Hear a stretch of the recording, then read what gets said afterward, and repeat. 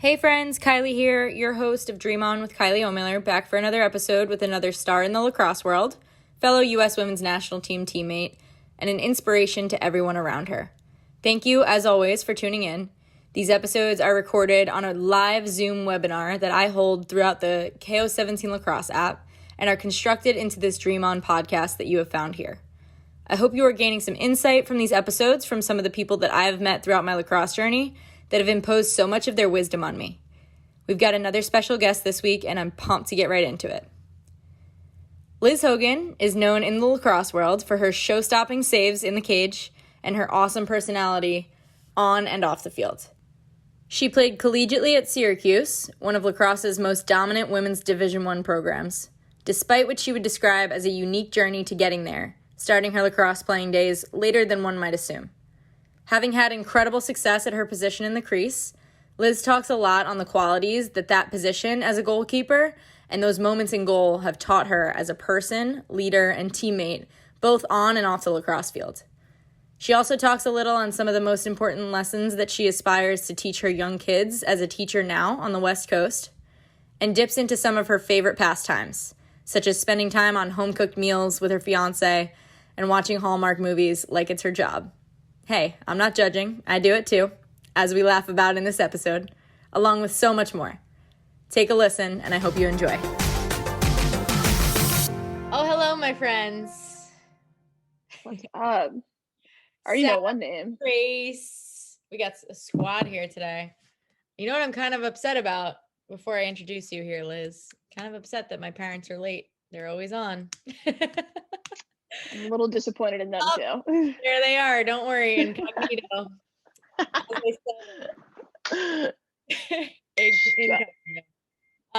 Okay, so hello everybody. Welcome to another Dream On Live session. Super excited to see some familiar faces, and even more excited to have my good friend Liz Hogan here today. I'm going to give you a proper intro, but Liz, thanks for hanging out with us. Thanks for having me. I'm stoked. So Liz herself, for those of us listeners who don't know, she is one of our goalies for the Team USA Women's National Training Team. She played at Cuse. I'm sorry, when did you graduate, Liz? God, back in the Stone Age. It was around 2011, I think it was. We were just getting electricity. Around 2011. Love it. She's an All-American goalie. I mean, she's an STS athlete. She's a professional women's lacrosse player. Actually, fun fact, first ever women's lacrosse player to be drafted professionally to any professional league. That's a really fun fact right there. You should put that on a t-shirt and wear it around, in my own opinion. But she is all the things. She's also been my roommate at a couple of our training weekends with Team USA. Just an all-around awesome person. And I'm excited to kind of like dive into who you are and why you are the way that you are today, and just share any of your wisdoms that you have with our squad and our listeners. So thanks Perfect. for being with us. Thanks for introducing me, Kai. All right, so we like to start off on a good note here. We always like to start off to a good start. I'm going to ask you 3 questions that kind of just give me a little gist of how you're doing today and where your mindset's at. So something that you're thankful for today, Liz. Okay, so I thought of this for a little bit, but I think the thing I'm most thankful for is my job. I am a PE teacher for lower middle school kids, and one, obviously it's awesome to have a job during a pandemic, but 2, I have never worked out so much in my entire life as I do now. I have like 4 or 5 classes a day. They usually involve some form of burpees or squats or lunges, and it absolutely kicks my butt every day. So it's kind of nice to be someone that's not just sitting in a seat all day, but actually moving and grooving, even if my first graders are none too pleased with me. Do they ever challenge you to like competitions? No, but this week we're doing Wheel of Fortune, so we get to do a little bit of games in that way, and sometimes we'll go double or nothing. If they get it right, then they don't have to spin the wheel, which only has fun exercises on it. But no, they haven't challenged me yet, thank goodness. I just asked because I literally did one clinic one time, and there was I think she was in like 3rd or 4th grade, and we were playing lacrosse. I don't know how push-ups came up, so like I'm not even PE teacher like you. But she was like, I bet you I could do more push-ups than you. And then we got down and we did we did a push-up competition. So I was just wondering if that ever happens to you. Who won? It wasn't me. So I'll just Push-ups are hard, man. They're like they are hard. surprisingly really hard. They are hard, and especially when you do them like all the way down. Like, yeah, Feel and like the close ones too, not like these that ones. Yeah. push-up. Yeah, Mhm. Anyway, so something that you're proud to say that you have accomplished today. Something that I've accomplished today. Like during today? Yeah, I mean, I guess it is only 4 p.m. there, so you still have some day, Yeah. but I still have some time, guys. It could really change in these next, 8 hours or so. I think something that I'm proud of today is, gosh, I don't know why this tripped me up so much. Well, I am part of a committee that plans for our reopening, and I'm proud to say that we at least have a plan for January. Whether or not it happens, I don't know, but the plan is there. baby steps are good steps, right? Yes, always. That's awesome. All right, so let's look into the future a little bit. We looked back on today, but something that you are pumped to go out and chase, whether it's tomorrow, in the coming weeks, in the coming years, what would that be for you? I think, probably on your mind too, is this next World Cup that's hopefully right around the corner. But I think that's it's my third go at it, so third time's the charm, and I'm really pumped to kind of keep chasing that dream and hopefully one day reach it. Good for you. I'm right there with you, my friend. Third time is most definitely going to be the charm for We you. got it. I'm For sure. excited for you. And hopefully, good things come and we're able to get out on the field together again soon. So let's talk about your lacrosse journey. Let's talk about how you got to this spot and being able to say like that you're trying out for Team USA for a third time, and being able to like live out these dreams. So, when did you start playing? What made you fall in love with the game? Like when you first picked up a stick, what did it for you? So that's interesting. When I started playing, I was actually in second grade, and we didn't have a girls lacrosse program. And I was actually, I'm a twin sister. We're both pretty big tomboys growing up, and so all of our guy friends were playing lacrosse.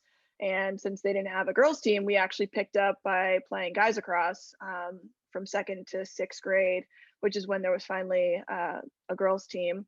And at that point, I really loved guys lacrosse, and I really hated the idea of quote unquote no contact at the girls' games. So I decided that I needed to take a career change, and naturally I chose softball, which is very high contact. So I played softball until my freshman year in high school, and that's when I kind of got the bug again. And I think just having a sister who is an attacker, it kind of just naturally lends itself to a little bit of competition, but then also it's just so much easier to practice when you can do it together. So I think that's kind of how I really got my start was getting back there with my sister. Well, another thing we have in common there. So that's really, really cool. Special story there. I didn't know that you played softball for that long. I knew that you played, but that's a really cool, like, what was that one driving factor? Was it just playing with your sister again? Like that switched you back over from softball, or did you miss that? Just the adrenaline of being out there? Yeah, I was a catcher in softball, which I really enjoyed. But I think freshman year was really that time where I felt like you had to make a decision. And they were talking about actually bringing me up on varsity as a freshman for softball. And I was like, I just don't know if this is what I want to keep on doing. Like, I see how much fun my sister's having. And of course, many of my friends played on lacrosse as well. And I was like, I think I'd rather give this a go and try to pursue that rather than, something that I know I'm good at, but I'm not necessarily enjoying. Awesome. I mean, so this goes coincides with this kind of talk here, but like what brought you into the crease? What made you want to be a goalie? Well, my first tryout with lacrosse. So when I played guys lacrosse, I pretty much played all the positions, but I did play goalie mainly. But when I tried out for girls lacrosse my freshman year in high school, they put me in a defense, and I just distinctly remember one of the drills where it's like, you try to beat one defender and you have to stay in your box and you have to be the next defender, so on and so forth. And I literally decked the first two girls, and I was like, maybe this isn't going to work out for me. But they needed a goalie on JV. So I was like, yeah, I'll give that a shot. Like, how much harder can it be than, being a catcher? And it wasn't that long ago that I played. So that was my first taste of it. And then I had a really good time doing it. And then next thing you know, it's just something that I really enjoy doing is just seeing flying rubber balls coming at me. I was gonna say, I mean, the way that I asked that was pretty simple, but that's kind of how I meant it, right? Like you got to have a different kind of mentality to step in that crease and literally, like you said, see rubber balls flying at you at very high speeds. Yeah. So I guess, like you said, you were used to it with softball, right? And that's kind of like where you felt comfortable. Yeah, and there's something cool about getting bruises too. I mean, I definitely tell all my goalies, like, if you're getting bruises, like, we need to work on getting your stick there. But at the same time, like, there's nothing better than like someone being like, "Are you okay?" I'm like, "Yeah, I'm okay. I saved a ball there." Good for you. I love that mentality. You know, I always said that to goalies when I was practicing against them. It's like, I know I just hit you in the leg and I'm so sorry, but also you just saved my shot. So I'm kind of pissed too. Like, like you're doing Yeah, your I job. always hated it when field players like, "I'm sorry," because I'm like, "This is my job." Now, like when we're sprinting, like then you can say sorry because me sprinting is like that's not my job. Like I have a 8 foot radius crease, like that's my job. Like I'll take the bruises, but the running, man. You. I respect that. I respect that mentality a lot.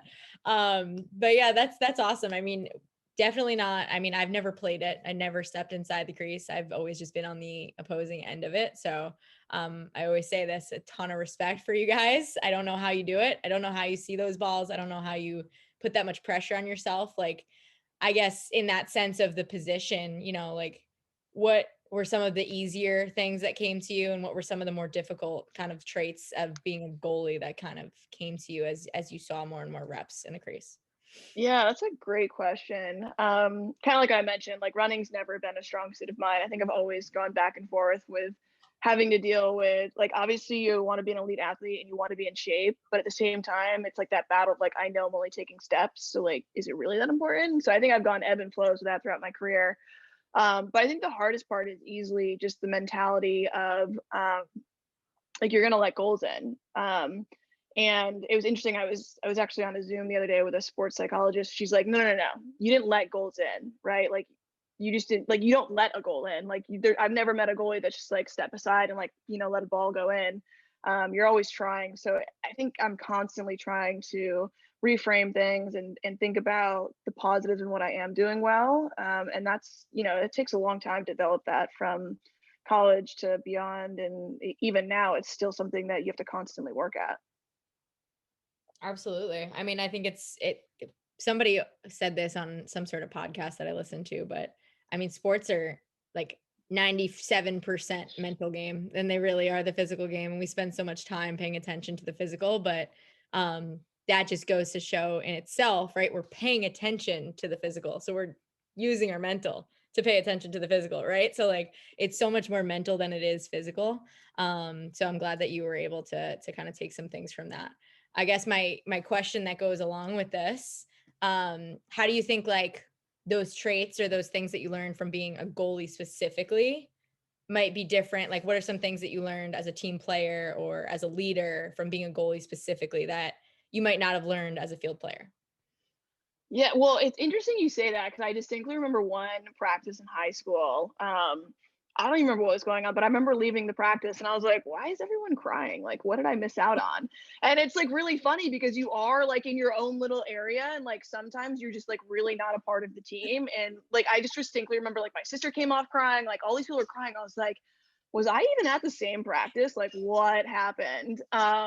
So I think that like that's again, it goes to show you how much in your own head. But then to your point, like when you're on a team, then you really are more in tune with, your peers around you, and specifically, probably more so for me, my defense, right, and what they're up to and what they're doing. And I just think that going through that, and especially with all the different teams I've played on, having that camaraderie, being able to tell your teammates what's going on without a way of, annoying them or causing any kind of distrust is huge. So I think, trust, communication, those are all huge things that you pick up on once you're, a teammate.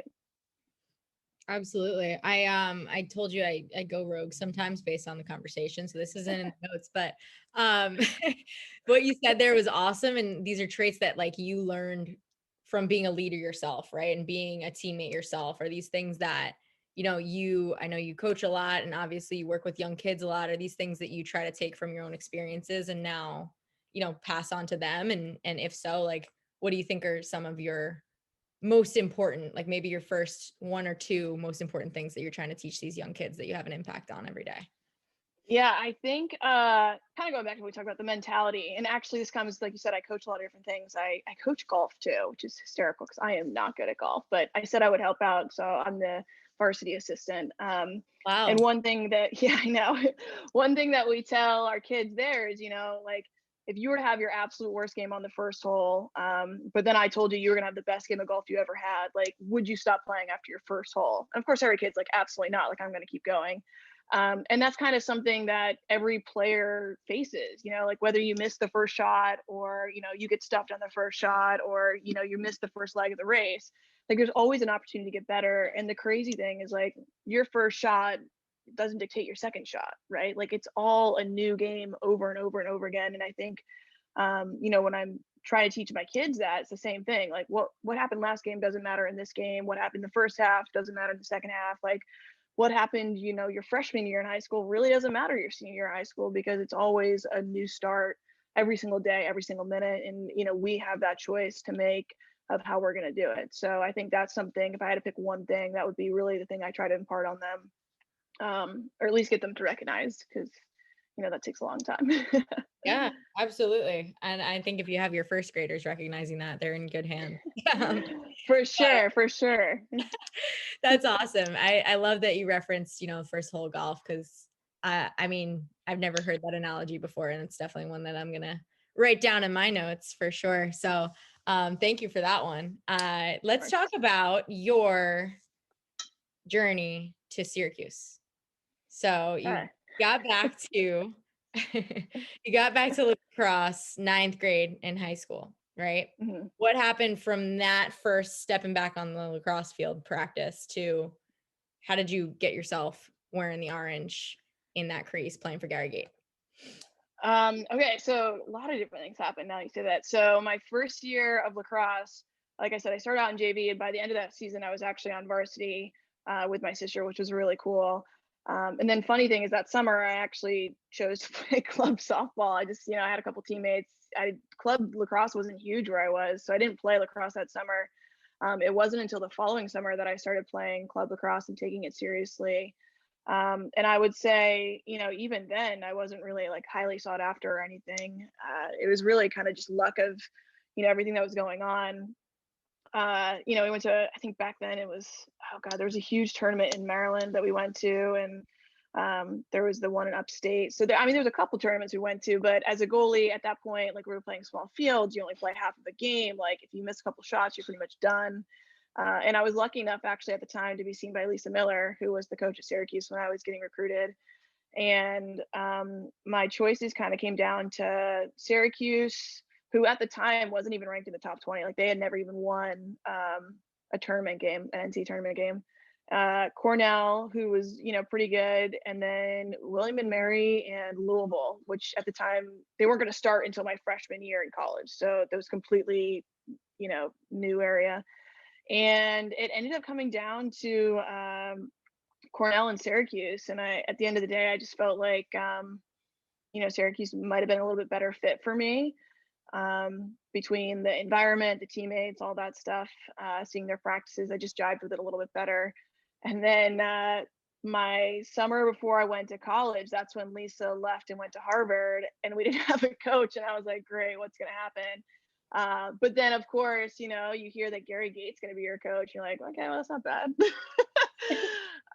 So it was interesting. Yeah. The whole ride was just bizarre from not really even, I remember going to a Syracuse game when I was like a junior in high school. And my mom's like, what if you ever played here? And I was like, there's no way, like simmer down, you stick our high school team there. I was like, yeah, no, that's never going to happen. And then like 2 years later, that's where I am. So crazy things happen, man.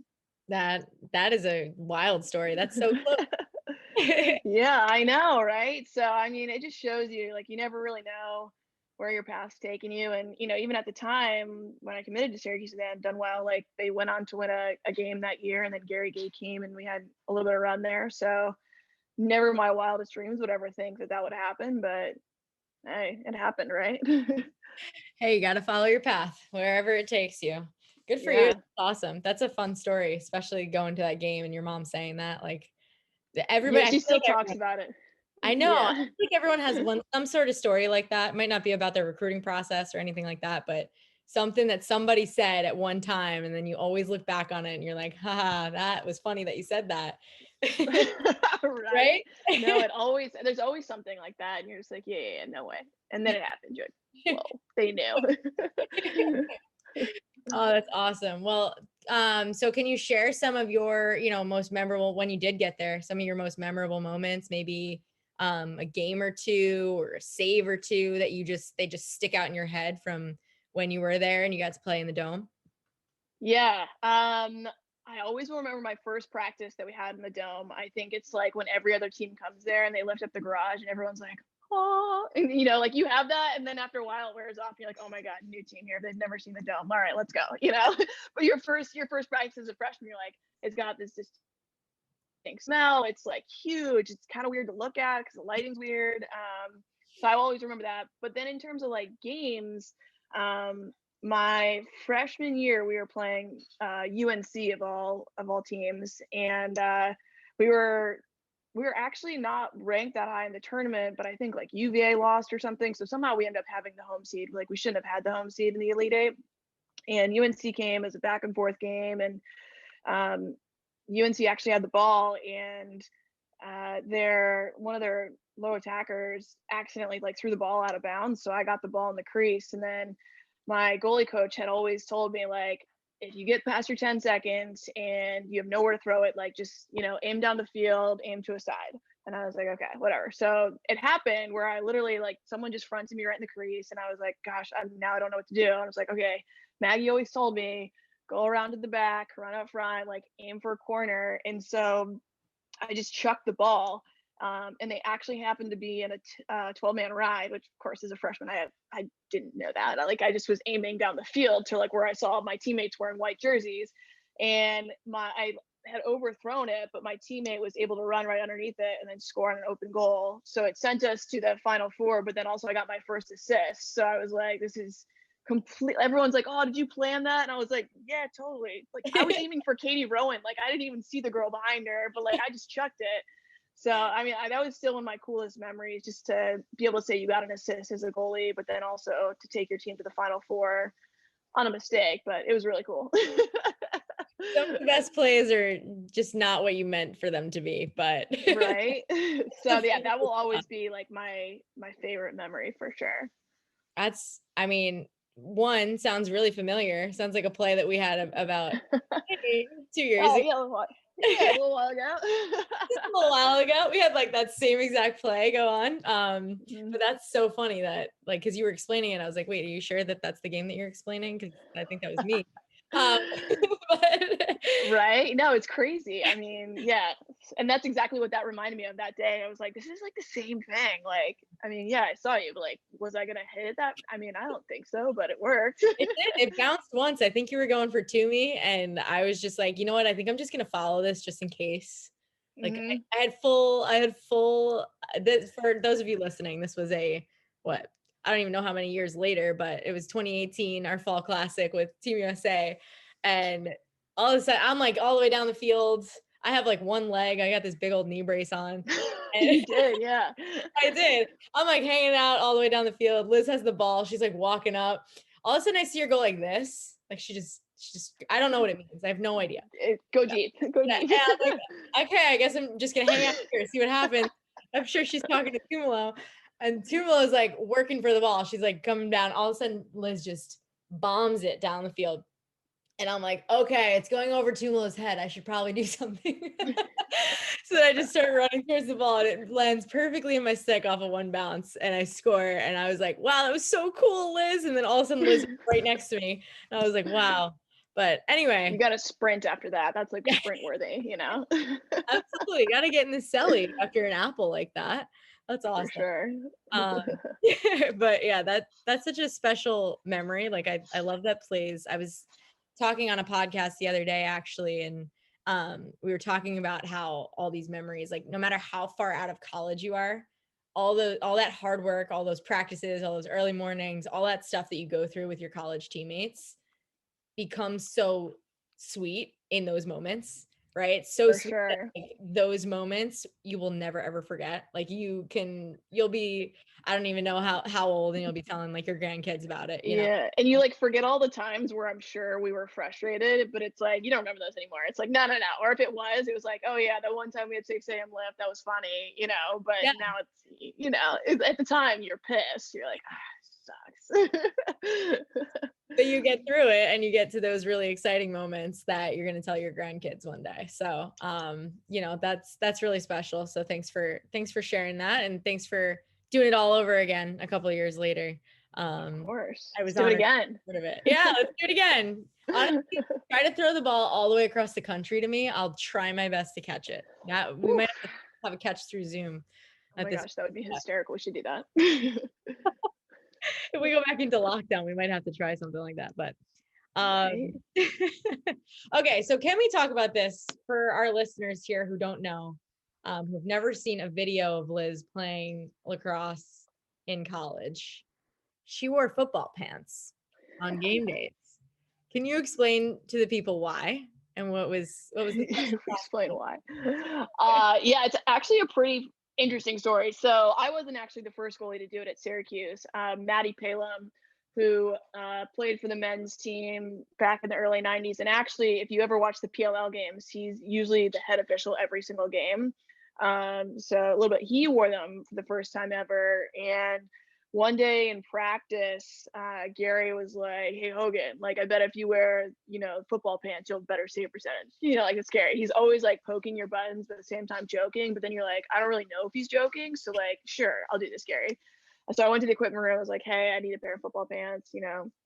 So I wore them for one game, and of course, it was like a great game. So now I'm like, well, shoot, now I have to wear them again. Like superstition, man. Like once you find it, you got to go with it. So that's how it happened. It all went off of like a bet with Gary, and then one good game, and it was like, all right, well, here we go. We're gonna do it. And then the hardest part was our football team doesn't actually wear, well, they didn't at the time, blue football pants. So my equipment manager actually got a pair from Illinois football team, took the logo off, and I wore those because they're blue and orange as well. So I had a pair for every occasion. Wow. That is like such a fun story because it just started off as a joke, and people who would look from the outside, like myself, right? Like I was completely ignorant to that story, would look from the outside and just be like, wow, that's so cool. She's such a trendsetter. But that's cool that there's like such a funny inside joke story to it. Yeah, everyone always asks if I wore it for like the pads, but I never wore pads in the football pants. I just wore them because it's a joke. So it's funny when people are like, "Oh, you wore it." I was like, "No, trust me. I probably should have worn sweats because then I would have had a little bit more like coverage, like with sweatpants, and maybe get saved." But you know, I'm sure you had enough saves that's got you to where you are. I guess so. So I guess to kind of transition into post-collegiate lacrosse, and you stopped wearing football pants, I'm guessing because it wasn't an inside joke outside of Syracuse, but like, can you Yeah, I talk don't think about Ricky appreciated that, given that we were rivals with Georgetown. He said he wasn't really a fan of that. So oh, no. it is, you lose games sometimes. It happens. It happens. It happens to the best of us. So let's talk about your journey to, post collegiate lacrosse, right? Like on the pro level, and also, your journey with the US national team started first, I would say, before pro, correct? Correct me if I'm wrong. Yeah, Uh, no, it's true. So yeah. yeah. So Mhm. talk to me about how you got into that process with the US national team and how it's going for you. Gosh. So when I first tried out for the US national team, it was, I think, kind of when you started, like you would try out every year, regardless of whether it was a World Cup year or not. And then if you made it that summer, then you were on the team for a year.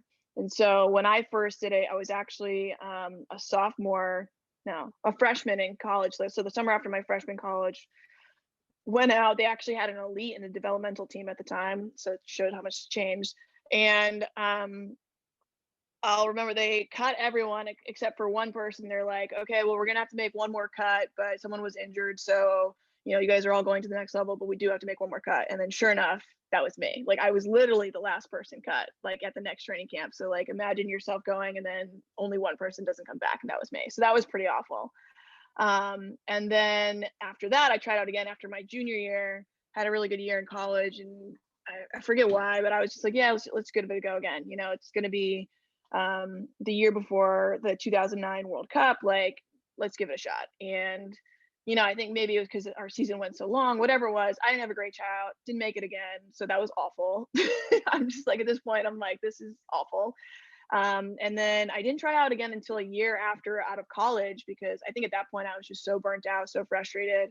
And after a long car ride home with Katrina Dowd, of all people, we were coming back from recruiting tournament. We got talking about it, and she kind of convinced me to go back out again. And I was like, okay, like I'll do it one last time, like third time. Like if it doesn't work out this time, like I'll take, just go back into coaching and it'll be what it'll be.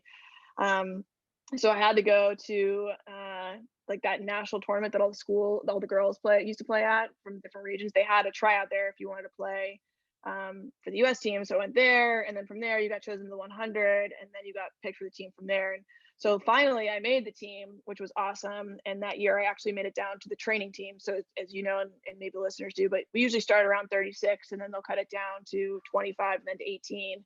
So I made it to 25, and then they ended up going with two of the older goalies, which, I got whatever. And then ever since then, I've kind of just been battling my way through. Same thing happened in the next year. So there's 2013 that happened, then 2017 happened again, where I made the 25, and, it was the third out of two, unfortunately. And, here I am, third time again, I'm feeling it. So it's been a lot of ups and downs with the U.S. team, a lot of frustrations of them getting cut, different styles that you're not used to playing with. And I think as much as we are a team, it's definitely not like your college team, right? Like you don't see everyone every day. It's just weekends. So it's definitely a different transition, but I've enjoyed the ride so much, and crazy to think that it's going up on like 10 years now. So I know. When you mentioned that to me, I was like, I think you had a little realization there. That was so funny. You're like, wait, hold on. But that is such an inspiring story, because you're still here. So many people would have given up by now. Yeah, Right? And I know. I'm shocked I'm still here too. You shouldn't be shocked. You should be like that's just who you are. That's just a testament to who you are and how hard you work, and obviously how passionate you are about, one, like representing your country, doing what you're passionate about, and two, just, proving yourself and proving to yourself that you can be at that level, because I mean, we all know it. So just, round of applause to you, pat yourself on the back for that, because I know that, it takes a special kind of person to be still in your shoes right now. So we actually have a question. I usually do questions from KO17 Lacrosse a little bit later, but this ties in perfectly with this, so I'll just ask now. But we had Erin on Instagram ask how you deal with getting cut from a team.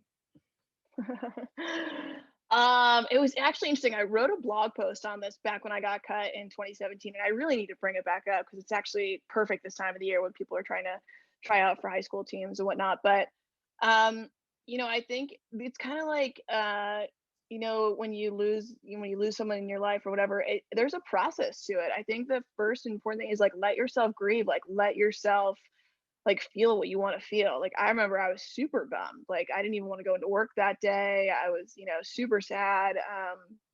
But that's part of the process. And then we always had a rule at Syracuse that you had 24 hours to get over it. So whether it was a big win or a huge loss, like you got your 24 hours. You could do whatever you wanted to do. If you needed to cry, if you needed to party, like whatever it was, you do it. And then after that, though, it's getting back to work. And I think the beauty of getting cut from a tryout is, you get to reinvent yourself. You get to figure out where you went wrong. It's kind of a nice reality check, and you don't really get that in life too often. And sometimes people just tell you that you're doing great even when you're not. So I always looked at it as an opportunity to get better and to, redefine myself. It's a chance to just take a step back, look at yourself, figure out where your weaknesses are, and then really make them your strengths. So I think it's a little bit of acknowledging what happened, but then also figuring out that you're not going to be down there forever, right? You're not always going to be the person that got cut, and you're certainly not alone. So it's really up to you to then get that mentality shift and be like, all right, let's go. Like, where did I fall short? Like, what can I do to make that better? And again, there's nothing that says you can't make the team the next year, right? Nothing that says you can't make your club team. So just really looking at it as an opportunity, I think has really helped me. Good for you. Incredible advice for, a lot of young kids listening and even older kids listening like myself. So thank you so much for Of that. course. I think everybody's journey is different. I think that's so special and so unique to you.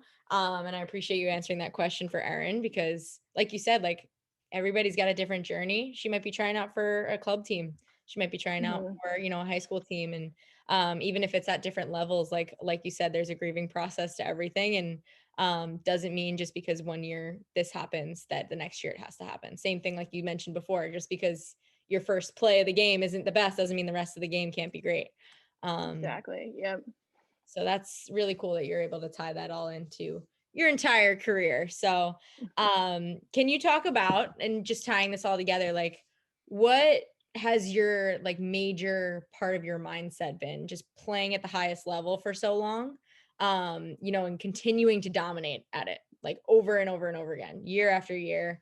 What kind of, for a young player listening or a young person listening, like what kind of sacrifice does that take for you day in and day out, and what kind of persistence and energy and things like that does that take for you?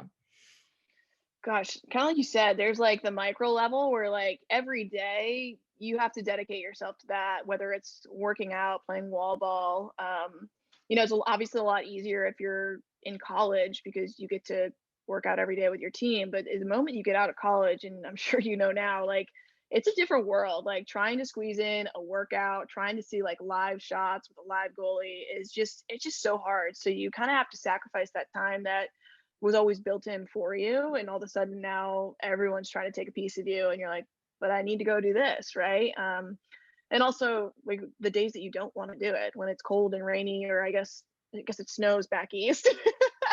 Yeah, what Like are you getting talking about outside. over there? You're in California. It's probably like 90 degrees right now. I'm shivering. It's raining, but we did have a dome too, but that was nice. Yeah, you didn't even like do full East Coast. You guys were inside. Simmer. It snowed once and Gary canceled practice. Okay. Oh goodness. All of my games uh were in freezing cold rain, every single one of them. Oh goodness. Oh man, yeah, that's tough. Then I think on the macro level too, like even for you, like getting to a US weekend, it means giving up your weekend. It means giving up several weekends leading up to that. And it doesn't sound like much now, but when you do it month after year, like you do miss out on some important things in life. And you have to tell your friends, like, no, I can't go out, or no, I can't meet up with you this weekend, or I can't go do that because, you're dedicated to this goal. And it's nothing really where someone's like, you're going to miss a wedding, because hopefully you don't do that. But there are things that no one tells you about that you're going to have to say no to, um, that add up. And I think that's the real thing that no one really tells you about is, yeah, you have to go work out hard, you have to compete hard, but you have to give up on a lot of things that, regular people don't have to give up on. So I think just knowing that you're going to have to say no to things you really want to say yes to, and that comes with time and being able to do that. But that's definitely the hardest sacrifice you have to make for sure. Um, that's a great point, and that's actually a question that I had from. It's funny how life works, right? You ever like have a conversation with someone, you're like, "Wow, I can't believe you just said that because this happened the other day, and so asked me something." Whatever. So I had a girl DM me the other day asking how she deals with, she just got onto a club program and now she has less time to hang out with her friends and she feels like she's missing out with her friends. How do you Mhm. deal with that? So that's so funny that you were able to just kind of make that connection there, Yeah, but it's it's all, hard. mhm, it is. It's really hard. And it's something that like, fortunately we're lucky enough to play a team sport, so we are going to be able to Mhm. make those new friendships, right? And I think that is something that I'm lucky enough to say that we got to do, right? Like Yeah, for sure.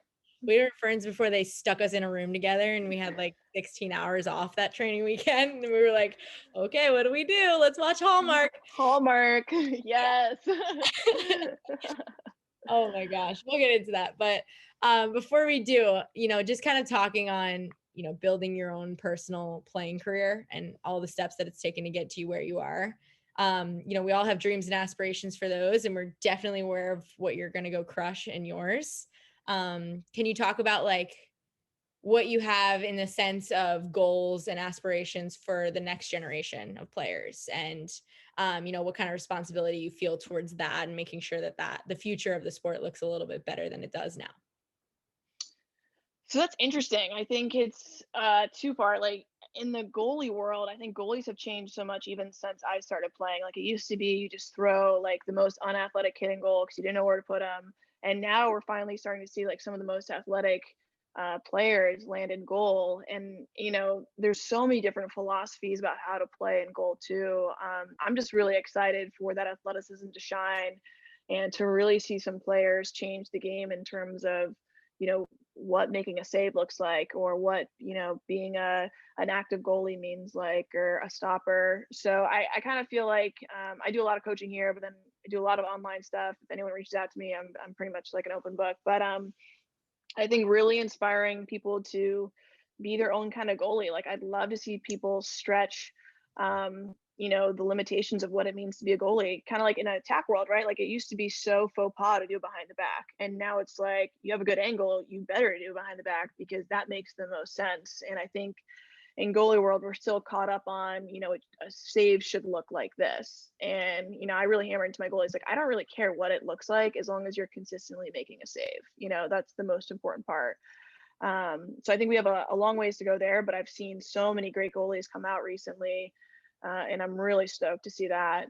And then on the lacrosse level as a whole, I'm really excited to see how much we can make this sport explode. I look at women's soccer as kind of a roadmap, and I'm really excited for the athletes that we have, for the coaches that we have in this game, and the knowledge that's being shared, that I really think that we can have some of the best looking and playing lacrosse out there. They're going to look back to when I was in college in like 10 years and be like, wow, that was so slow. Like they were, yeah, they were good at stick handling or whatever, but like, I can't wait for it to be fast and movement, and just so much more exciting things could come the more and more we push the boundaries.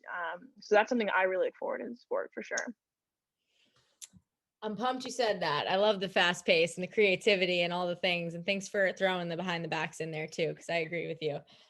Some of the most pretty saves, I think, are the ones that you're diving across the crease for. So I can guarantee you that's not textbook, but it does the job, right? So last but not least, can we talk about who you are off the field? Who Liz is off the field? What are some of the things that you're passionate about? Some of the things that you speak up about on social media, some of the things that you spend your free time doing. I was told to ask you who actually makes the dinner menus in your household. But please share a little bit about what Liz Hogan is like off the field. Yeah, so if you ventured over to my Instagram, we do try to post our dinners every night if we make them. And I will say I am definitely more of the person that does all the chopping and all the preparing, while my fiance does most of the cooking. However, I do contribute a lot to the cooking, especially with the ideas. So I would say it's a mutual thing, or we're both co-cooks here. There's no sous chef involved. I'm definitely a co-cook. But yeah, so I'm passionate about cooking. I love living out here in California. Ski season is almost upon us. I'm hoping to go next weekend. I'd love going to the beach every once in a while. So just kind of getting outdoors is always fun. I think I've watched just about every Netflix series there's been offered, most recently Queen's Gambit. So I'm all about that. Thank you, pandemic. And then, as course, as you know, the Hallmark movies are, it is crazy. You guys see this? Like, I got my Christmas tree up. Like, it's time, guys. It's time. Okay, so real question here. Real question. How many Hallmark holiday movies have you watched so far already? It's November 18th for those of us who are listening. So this is the challenging part. I can't give you a number. All I can tell you is every time I go on Hallmark, Hulu, or Netflix, I more often than not run into a movie that says, "Do you want to resume?" And it's like the little last bit. So every time my fiance finally will agree to watch one, it's like the hardest job to find one, because I'm like, "Oh yeah, that was a really good one. Oh, the sequel's even better." And then she's like, "Really? You watched this already?" I'm like, well, that one time you were working and I was home, and it was, it just kind of slipped on. just accidentally put itself on. It accidentally pressed play. I don't know what happened. So the background story, can we talk a little bit about that? The background story of the Hallmark joke that we keep making. What was this last year around this time? Was it? Must have been, yeah. Yeah, I think it was because we were in Florida. Yeah. Yes. Yeah. So it was I guess President's Cup, and we got roomed together at one of our Team USA training weekends. But there was a lot of downtime. Usually there's not too much downtime.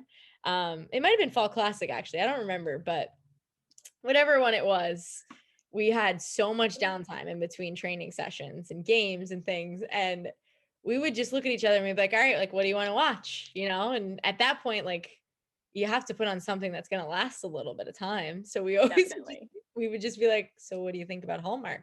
We would watch Hallmark or Lifetime. Lifetime's a little more scandalous though. You know. Yes. Because, you know, they would get to the situation at the end and they would always wait till the end. It always happens at the end. You know, my mom told me it always happens at the 1:58-minute mark, and I haven't noticed it because usually I'm like so engaged in the story, but I'm gonna have to start looking now. Yeah, for reference, we're talking about when the two people who have been in love the entire movie finally kiss and they seal the deal in the Hallmark movies. They don't always fall in love. Yes, they do. We're ruining all the movies for you. Yes, they do. But that's so funny. Now I'm gonna have to pay attention to the hour 58 mark, and I'm gonna have to share that little tip with my mom because I know that she watches all the Hallmark videos too. Right? We should probably watch one tonight. I think so. I know, now I kind of want to like put it on. But can you also talk about what's the one that's on Hulu that's coming out that you're super excited about? Oh yes, what is that one called? It's so good. So this was our biggest thing with it last year. You know, we always talk about when the kiss is going to happen and all these people falling in love in these romantic movies, but there's never any gay couples in any of these movies. So we were like, when are they going to come out with a gay Hallmark movie? And so Hulu on, I think it's November 25th. So is that the eve before Thanksgiving? That's Thanksgiving Eve. Oh, perfect. Kristen Stewart, it's called Happiest Season. I'm all about it. I'm going to be there. I'm going to be there at my fiance's parents' house. We're going to be watching it. Great. All right, so we should do another. We literally did an Instagram live from across the country. We watched a Hallmark movie together on Instagram Live. We should probably do that on Thanksgiving Eve. Absolutely. Okay. I'm glad we're on the same page. Okay, so thank you for sharing a little bit about what you're like off the fields, because I think it's important to know that you're not just who you are in your football pants or in the crease. But so we have 2 questions from KO17 Lacrosse here. And then we have our last little segment that we'll wrap up with that I like to call quick finishes. And then we got to run. But our 2 questions here. One, I guess going off this theme. So since you were her roommate, what's the weirdest thing that Kylie does? I mean, I don't know if you do anything weird. That's so sweet. You like Hallmark? You sure?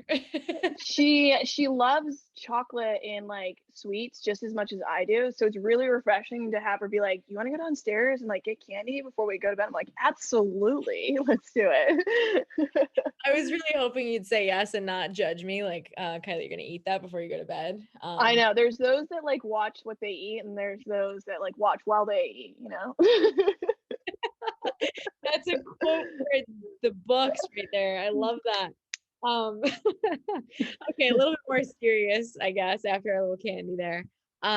We have one question about, what is some of the best tips for, it's kind of a 2-part question, just kind of in COVID, but best tips for training youth goalies, and also how to sanitize the equipment for kids who want to try that position.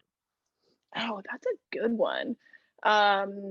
So going with the equipment, that's tough and that's definitely the biggest hindrance to finding a goalie, right? Is like no one wants to go out and purchase all that equipment. So it's nice if a club team or high school team or whatever youth team has equipment. With the helmet, you can just use Lysol or something and spray it, I would think. But with the gloves and the chest protectors and all that other stuff, you could definitely Lysol it. But there is actually, for your gloves specifically, there's something on most wash machines called the sanitize cycle, which if your gloves or anything ever becomes mildewy because you put it in your bags instead of letting them dry out, which you should always let your equipment dry out, just saying. But if you don't and they get that smelly, you can always put them in the sanitize cycle and it like makes them brand new. And I guess the sanitize cycle is actually for diapers, like moms that have like diapers that they reuse. So it's like actually sanitizes things. It gets super hot. And I found that on my mom's and it's worked like a dream ever since. So there's that. And then training youth goalies, that's tough. I think the biggest thing with youth goalies is making sure that you modify it so that they can be successful. So if you think about like baseball, you never have someone like overhand pitching with a small ball with a small bat. Same thing with tennis, they have bigger balls and bigger rackets. So when you're training a youth goalie, it's really important that they're succeeding. So that might mean using a tennis ball because it won't hurt as much. It might mean, slower shots. It might mean, smaller area where the ball can go in, but really making it so when you are shooting on them, they can be successful. I think that's the biggest part I've seen is, all too often we're like really trying to be like, okay, take a step with this foot, take a step with that foot. I don't really think it's that necessary to put like too much structure into it, but more so give them the general idea and let them kind of figure out how to be successful. That's awesome advice. Thank you for that. Just in case I have to ever train any goalies. how to train a goalie. That'll be your next Disney movie. All right. So we're going to finish on a fun note here. This is a segment I like to call quick finishes, really quick rapid fire questions. And no judgment on any of your answers. Maybe a little bit, but all right. You ready? Okay. Morning or night person? Oh God, neither. I go to bed at like, if I can, I will try to go to bed at 8:30. And so I guess that makes me a morning person. Like I'll wake up at 6:30 and I won't be like super happy, but like I'll do it way before I go to bed at like 11 p.m. I'm definitely like, I need to go to bed early. Okay. All right. So tacos or pizza? Pizza for sure. Best place you've ever traveled to? Ooh, toss up. I went to Italy when I was coaching at Colgate, so that was really fun. But then I went to St. Lucia, I guess it was 2 summers ago. I mean, COVID flies. And that was really fun too. So one island, one city. Does that count? Counts in my book. Okay. Would you rather eat in and cook your meal or go out to eat? Generally speaking, I'd like to eat in for sure. One thing on your bucket list? Get married. For those of you who don't know, I was supposed to get married last June, then COVID happened, then I was supposed to get married in August, and then that didn't happen. So I'm supposed to get married this upcoming June. So that's on my bucket list. That's a good one. People would put that on their bucket list way before you're in your shoes, but that's so funny. Fingers crossed that happens for you guys this June. Yeah, there might be a doctor there, so I'm just saying. Be there. All right, chocolate candy or sour and sweet candy? Chocolate candy every day. Mm-hmm. Okay. If you could play any other sport professionally, what would it be? I always thought it'd be super cool to play ice hockey. Like I wish that's something I did growing up because it was somewhat popular, but and I love ice skating. So I think that would be a sport that I think would be really fun to play. Although I wouldn't be a goalie. I would be like a forward or something. I was going to ask that next. Nice. Mm-hmm. Little dangle in there. You got to show that off. Yeah. What's your favorite quote? I have like a list of quotes that I have that are my life quotes. I would have to say one of them is failure is a bruise, not a tattoo. So that's probably my go-to. Love that. That's awesome. All right. Last but not least, Hallmark or Disney Channel? Not even close. Hallmark all day. Not even close. All right. Good deal. I'm with you on that one. I don't think I get the Disney Channel. I do love Tigger though. Tigger and Winnie the Pooh. That's a classic. I usually dress up at Tigger every year for Halloween, but not this year. No, I left it downstairs, and we just didn't really have a Halloween, so it's kind of like, All right, maybe next year when you get married, you can dress up as Tigger. Yes. I'm sure Liz would love that. Oh Um, yeah, she'll love that. oh my goodness. Well, Liz, thank you so much for being here. That wraps up all of my questions for today. I'm sure we'll have lots to gossip about the next time we get together, as usual. But I really appreciate all of your wisdom and you just being someone that I've been able to look up to in this entire process, be able to lean on for advice, be able to, say that I have a new friend from, this process of playing post collegiately and, in it together. So I appreciate you. I appreciate you giving your insight on your journey and your experiences to our listeners and to these girls. And I hope for awesome things for your future. Aw, thanks so much, Kylie. Thank Seriously, you. thanks for having me. Thanks for giving me this platform. And, kind of like what Kylie said, like we just really want to help the next generation. So if you guys ever reach out, whether it's on Instagram, Twitter, email, if you can find it, do it. We're happy to Seriously, help the next people. absolutely.